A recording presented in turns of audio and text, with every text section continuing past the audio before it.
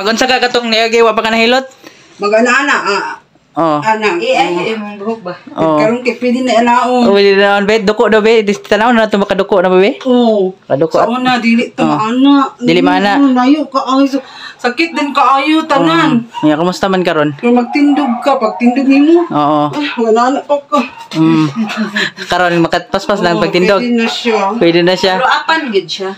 Apat. Mapahilot ko next week ya. Syagit mo ga, syagit mo ga. Kita. Syagit gid kaayo, grabe.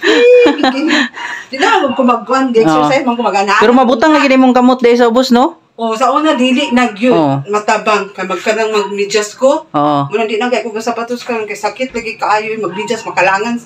Malit na ko. Sige.